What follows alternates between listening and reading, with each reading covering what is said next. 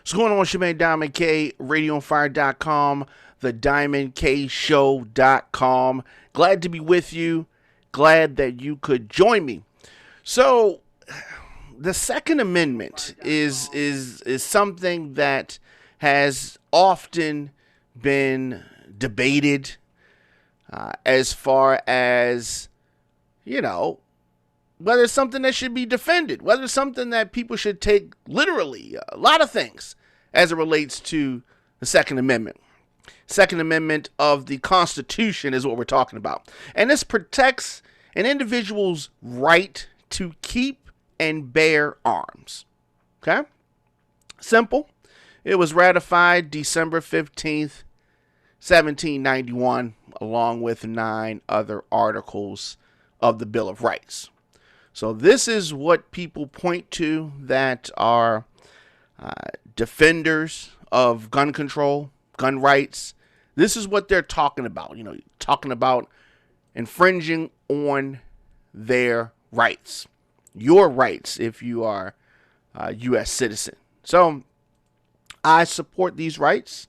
I think that they are important.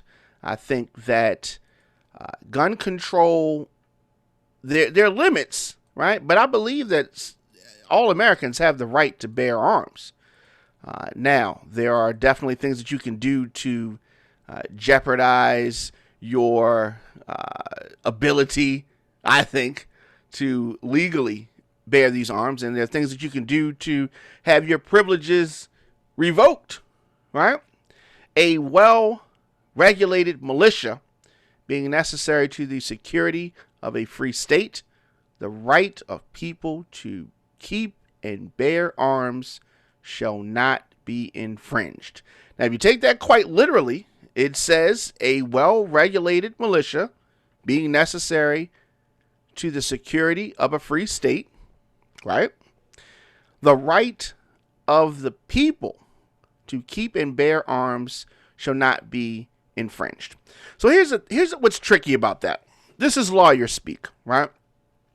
In the beginning, it mentions militia, but towards the end, it mentions the people. So that's that line where some people will say, well, it talks about a militia, but in the end, it speaks about the people, which is the citizens. And that is what many gun control groups, people that want to stop gun control, these organizations like the NRA, like others. So if you support the NRA, which is the National Rifles Association, if you support their vision of gun control for a minimum of $30 or so a year, you can join up, and they got different packages and different membership levels and all of that. The NRA is a very powerful organization. It's been around for many years. But they are in the news right now and have been under investigation for the last year and a half. And that is by the Attorney General of New York. So the Attorney General of New York, she sued the NRA, National Rifle Association, yesterday. And she is seeking to put the powerful gun advocacy organization out of business, wants to end things for them.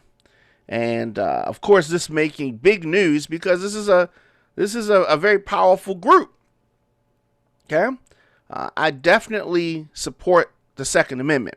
However, I want you to know that you can be pro Second Amendment, but not be a member or supporter of the NRA. They are one organization of many.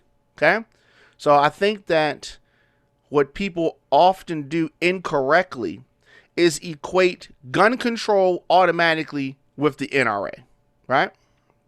You can be a sports fan, but not like soccer. But just because you don't like soccer doesn't mean you're not a sports fan, right? That's one sport of many. And the NRA, one organization of many. So, why is she trying to put them out of business? She is alleging that several high-ranking executives diverted millions of dollars for lavish personal trips no-show contracts for associates, and other questionable expenditures. Meaning there was fraud involved, meaning they were taking the members' money and doing other things with it other than the coveted fighting, stopping, gun control, right? Flying his family, out to luxurious spots, millions and millions of dollars. We talked about this last year. The NRA is in trouble. And why is it in trouble? Because it's being mismanaged. It's being mismanaged. Attorney General Letitia James, in her lawsuit filed in Manhattan, after an 18-month investigation, she talked about some misspending, self-dealing allegations that have the longtime leader, Wayne LaPierre, in trouble, at least as it relates to these accusations, from hair and makeup for his wife to $17 million post-employment contract for himself. Okay. And the Attorney General says that this stuff was hidden for a long time by his squad, his lieutenants, passing through different channels, them hiding things. They were whistleblowers and they were ignored or otherwise. The things started to come to light as the NRA's money troubles started to pile up. And why? Why were they having an erosion of their money? The organization went from nearly $28 million surplus back in 2015 to a $36 million deficit in 2018. Members were still supporting. People were still giving them money. But where was this money going?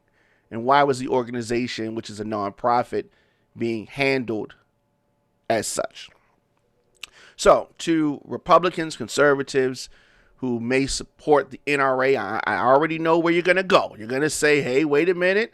She is a Democrat and she is left-leaning and she is targeting this conservative outlet, this conservative donor base who's given Donald Trump more money than anybody, right? Why are you targeting this group? This is not about the NRA. This is about hurting conservatives. That's what they're going to say.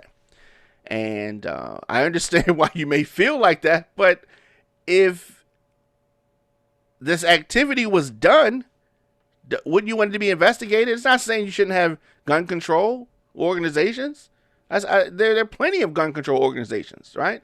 This one right here. There are plenty of conservative leading, conservative supporting gun organizations. But if this one is being run improperly, don't you want it to be cleaned up? Now, yes, the influence of the NRA has been very powerful. So powerful, in fact, that according to the lawsuit, this organization went unchecked for decades, while top executives funneled millions into their own pockets. Wouldn't you want this thing cleaned up if you are a supporter of the NRA? I would. Right? You still want to support the cause, but clearly the people that have been at the top of the organization have not been fully committed to the cause. They've been committed to self-dealing. Per the, per this investigation, per her announcement, Miss James said, I'm sorry, Miss James is probably demeaning, right? The Attorney General James said that the NRA is fraught with fraud and abuse, which is why we seek to dissolve the NRA, because no organization is above the law. Now, I mean, dissolving the organization is extreme, right? I think on surface, you may say we want to clean it up, get rid of the people who did improper and illegal things, but why dissolve the whole organization? That's a bit much. Reminds us of what happened with Trump and some of his fraudulent nonprofits, right? She is taking aim at the NRA after her office dismantled the president's charitable foundation and fined him $2 million to settle allegations that he used the donations meant for worthy causes for his own business and his own political interests, which he did. Now, though it's headquartered in Virginia, the NRA was chartered as a nonprofit back in 1871 in New York and continues to be incorporated in the state. The president has suggested that they up and move and relocate to Texas, where they would be more than happy to have them there. But you got to play by the rules, and it's not that simple. This has to be rectified before they could have any thoughts of doing that relocation to Texas. This has to be cleared up first. This is a major thing, and that is something that they're going to have to stand and account for. So what did they do? In response, of course, they do what a lot of people do. A lot of people, and they try to act like this is an attack against all of them. Any gun rights NRA member, this is an attack against them, according to the NRA.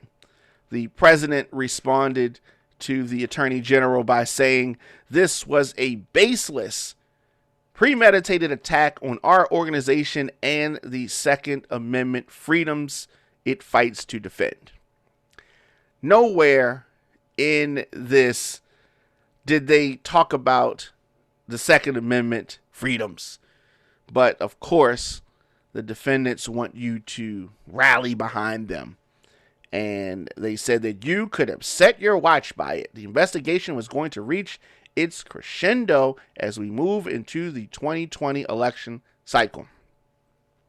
Now, what's interesting about that statement is that this is the National Rifle Association. This is not supposed to be a political entity. Why are they so enamored with the election? Because they are leveraging their power in the conservative world, and it is clear that they're making it partisan, and they think that New York is making it partisan. They continue, it's a transparent attempt to score political points and attack the leading voice in opposition to the leftist agenda. What's unfortunate about that is that both sides, the left and the right, participate in this type of behavior. So it's almost like a gang, right? And retaliation. When this side is in charge or that side's in charge, they tend to do these things. And I'm not saying that they don't, because they do. Left and right, Democrats and Republicans do this. So as we continue, this is statements that we are reading from the NRA, and they're talking about how they are being targeted. This is a power grab by the political opportunist, a desperate move that is part of the rank political vendetta, which is what I was speaking of. I don't dismiss the fact that a vendetta exists, but if Wayne LaPierre and his lieutenants were not allegedly mishandling and funneling this money, there would be no case. If you did not commit the crime, so any Republican that commits a crime, if you are held to account, that's a leftist attack? No, it's not. You broke the law, and it just so happens that you're a conservative, and it just so happens that she's a Democrat, and you did something, so she got you, or she thinks that she has you. They ended with, our members won't be intimidated or bullied in their defense of political and constitutional freedom. This has nothing to do with the members being bullied. This has to do with the leadership of the NRA deceiving its members. And in an attempt to continue to deceive them, they're trying to draw the battle lines and make it an us against them thing. It's very interesting, and we're definitely going to continue to follow this. I don't know what's going to happen here. I know that this is going to be a drag-out fight, and as evidenced by this lawsuit, it is going to be something that I just don't see the NRA going down without a fight.